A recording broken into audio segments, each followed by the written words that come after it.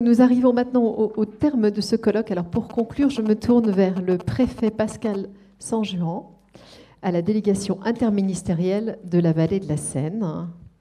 Monsieur le préfet, je vous propose peut-être de vous installer au pupitre, la voix de l'État, toujours. Alors, monsieur le préfet, vous avez écouté tout l'après-midi les prises de parole et les tables rondes.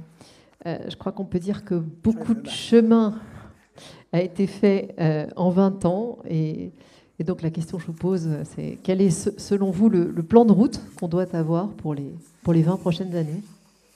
Oui, effectivement, là on a parlé des 20 années précédentes, donc le plan de route pour les prochaines. D'abord, je voudrais vous remercier de m'avoir convié à ce colloque. Je remercie le président que j'avais rencontré en bord de Seine, justement, et je suis ravi d'avoir participé à l'intégralité de vos travaux et vous dire un peu comment je vois les choses. Donc effectivement, d'abord les 20 premières années, les prochaines années, donc c'est un vaste programme. Donc les 20 dernières années, il y a eu beaucoup de choses qui ont été faites. Ça a été dit par un certain nombre d'intervenants précédents. Je ne reviens pas sur la qualité de l'eau. Effectivement, il y a 50 ans, la Seine n'était plus un fleuve.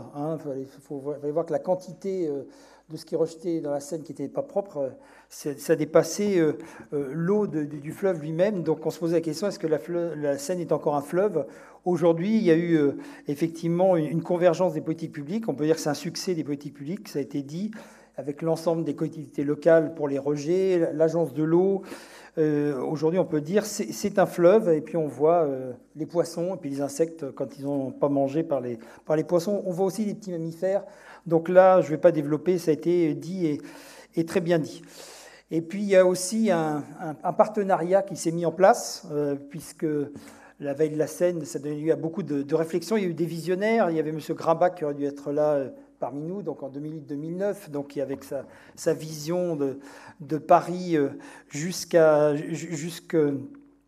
la mer. Après, il y a eu le rapport UFNAC de 2012, quand il était commissaire général au développement de la vallée de la Seine. On a eu aussi les travaux coordonnés par Jacques Attali en 2010, donc, qui esquissait plein de pistes. Et puis la création en 2013 de la délégation interministérielle au développement de la vallée de la Seine, et puis un outil de partenariat entre l'État et les deux régions. À l'époque, il y en avait 3, donc les deux Normandies et puis l'Île-de-France. Et aujourd'hui, entre l'Île-de-France et les Normandies et l'État, donc a permis de financer tout un tas de sujets qui nous concernent, des sujets de connaissance, puisqu'en fait, il y a quelques années, il y a 20 ans, on ne savait pas très bien comment fonctionnait la Seine. Finalement, aujourd'hui, ça paraît naturel. Il y a encore des petits endroits de la Seine, on ne sait pas bien comment ça fonctionne, et il faudra continuer à observer. Mais on a redécouvert le fonctionnement de ce fleuve qui n'a rien de naturel, fortement anthropisé. C'est vraiment un fleuve, on dirait une construction très artificielle, marquée par la main de l'homme.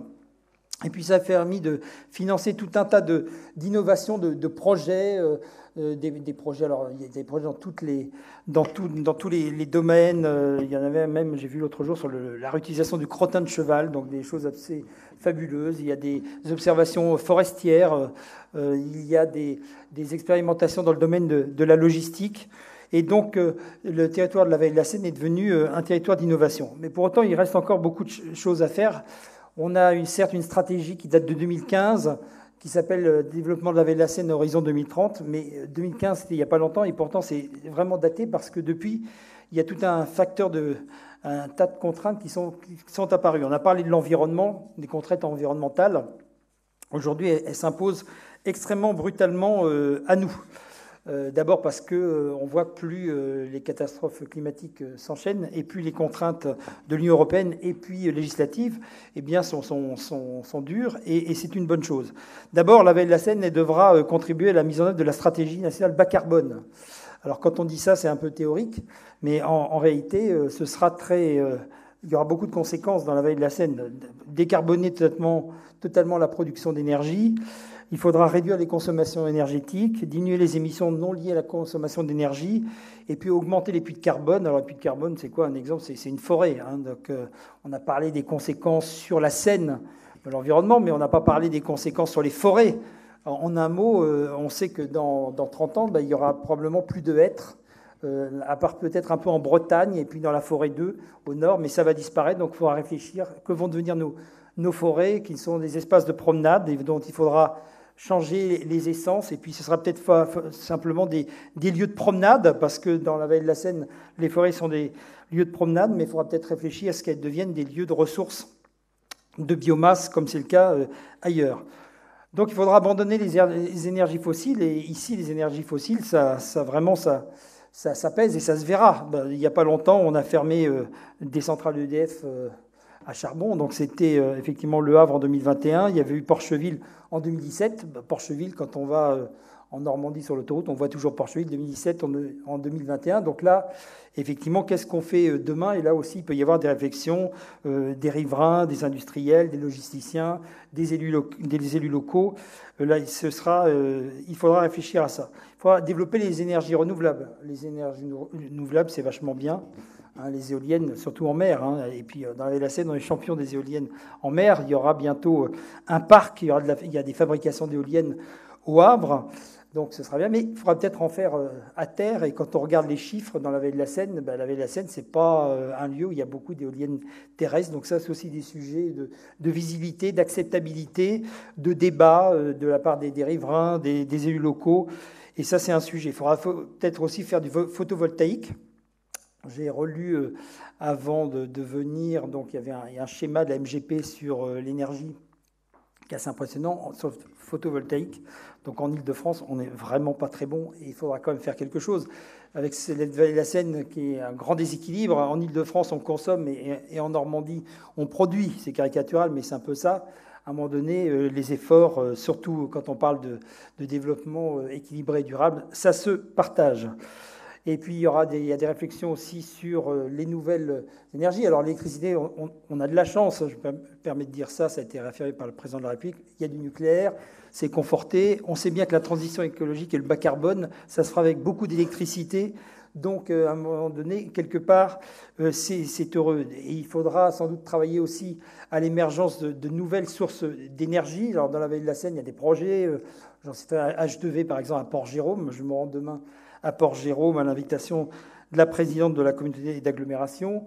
Donc c'est avec tous les débats sur l'hydrogène vert, il y a le gris, le bleu pas clair, le vert, le jaune, et le gris.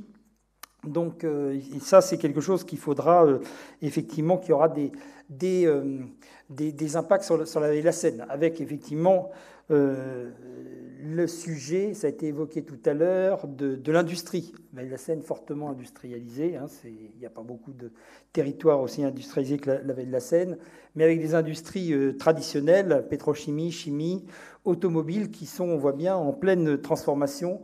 Et ça, ces transformations, ça va intervenir dans les années qui viennent, avec des mutations sans précédent, et dans un calendrier qui sera sans doute sans commune mesure à celui qu'on a observé dans les précédentes transformations économiques. Et puis il faudra transformer l'économie circulaire. Il y a plein de choses avec la Seine. Il y a les déblais du Grand Paris, il y a la réutilisation des matériaux de construction dans l'Île-de-France. On retraite les terres. Je visitais l'autre jour une entreprise qui retraite les terres. C'est vraiment extrêmement intéressant. On les traite, on enlève la pollution et après on réutilise. Puis il y a toujours une partie dont on ne sait pas quoi faire. Mais donc ça, c'est aussi des sujets de développement, de réflexion. Donc il y aura cette transformation sans précédent de l'industrie, et j'ai parlé de la décarbonation de l'industrie, mais il y aura la décarbonation des mobilités. Alors je ne vais pas parler du fluvial, ça a été dit et bien dit par les intervenants de la précédente table ronde. Effectivement, le fluvial, il y avait un colloque l'autre jour, une signature d'une convention entre VNF et Aropa, donc en disant toutes les bonnes fées sont sur le berceau, et c'est vrai que vous l'aviez dit, monsieur Ries. Après une baisse des trafics sans précédent, ça remonte parce qu'il y a sans doute une contrainte et les opérateurs commencent à mesurer l'importance du sujet et le fait de dire si je ne suis pas dedans aujourd'hui, demain sera très compliqué de ne pas y être. Donc il y aura tout ce sujet-là, effectivement, avec des investissements sans précédent, le COP de VNF, le Aropa, le plan stratégique. Et donc tout ça, je dirais, il y a consensus, y compris parce qu'il y a une sympathie aussi. Une sympathie de l'opinion publique, des élus, c'est quelque chose qui reçoit l'adhésion.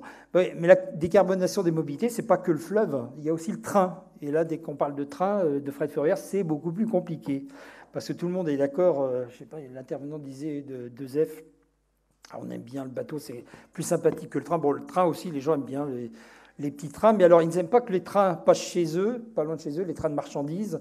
Ils n'aiment pas non plus que les convois, les longs convois de fret ferroviaire empruntent les sillons voyageurs au risque de cisailler, comme on dit dans le jargon, de faire prendre du retard. Donc, effectivement, là, sur le train, il y a encore un petit effort. Et puis, si on veut vraiment décarboner les mobilités, notamment tout ce qui est logistique, il faut, effectivement, il y a le fluvial, très bien, mais à un moment donné, il faut des jonctions, des plateformes de transport combiné. Aujourd'hui, on en manque un petit peu dans la vallée de la Seine. Il y a tout un travail, il y a plateforme de transport combiné, ça veut dire qu'à un moment donné, il y a du rail, de la voie d'eau, de la route qui se rencontrent, il y a des flux.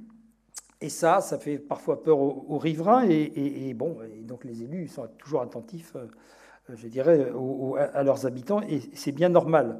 On a Serqueux-Gisors, on sait que Serqueux-Gisors, donc on a électrifié, c'est très bien. Mais tout de suite, ça s'est accompagné de protestations de la part des riverains.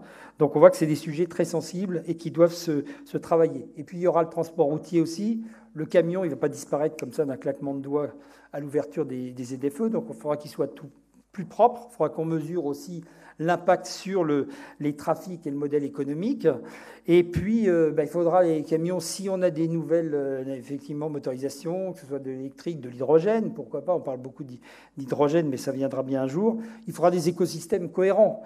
Tout à l'heure, vous parliez du cadeau de Noël, d'avoir effectivement des bornes électriques.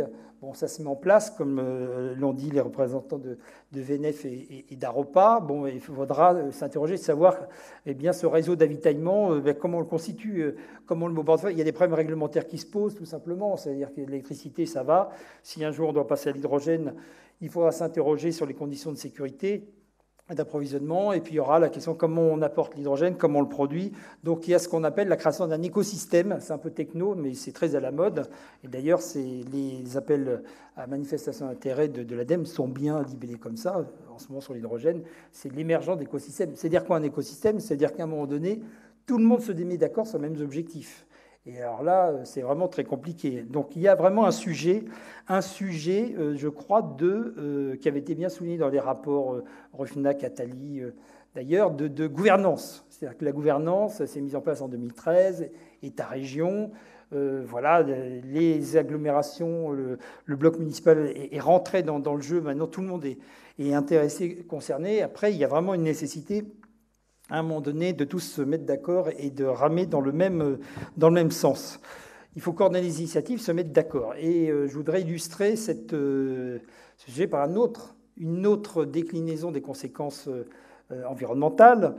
C'est la loi climat qui a été promulguée en août 2021. Donc je ne vais pas reprendre toutes les dispositions, hein, on n'a pas assez de temps, mais j'en prendrai une. Le zéro artificialisation nette, qui dit qu'en 2030, il faut réduire de moitié le rythme d'artificialisation, c'est-à-dire de transformation de terres ou agricoles ou forestières ou naturelles, que sais-je, en terrain pour l'activité économique ou le logement ou la logistique. Et puis en 2050, crac, on s'arrête. Donc là, maintenant, plus d'artificialisation nette.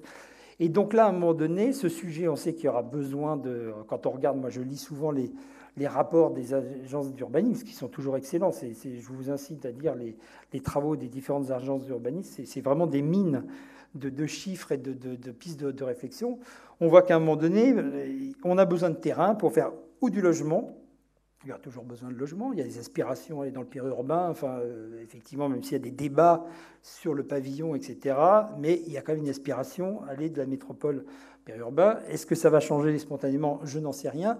Il faut du terrain pour l'activité économique. J'ai parlé de la reconversion économique.